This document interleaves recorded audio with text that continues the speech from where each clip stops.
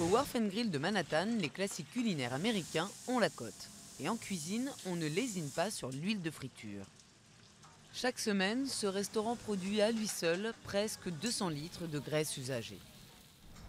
Nous devons souvent la changer pour maintenir la fraîcheur.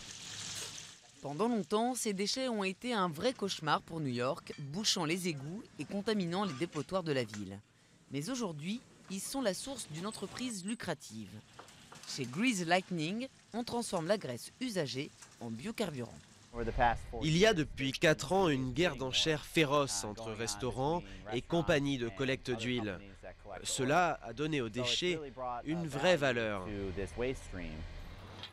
Cela permet aussi aux restaurants d'établir une nouvelle source de revenus.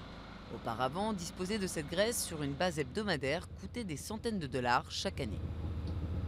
Tout le monde y gagne. Nous faisons de notre mieux pour être verts et aider l'environnement. Cela ne nous coûte pas plus. Au contraire, ça nous fait des économies.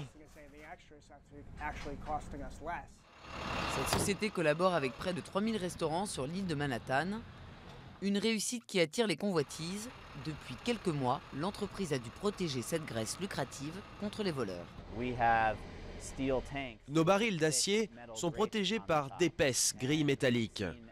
Nous avons déjà vu des soudeurs essayer de couper les grillages, et cela afin de nous voler la graisse.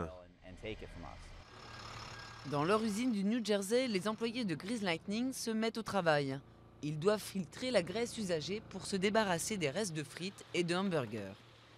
L'entreprise traite chaque jour environ 12 000 barils.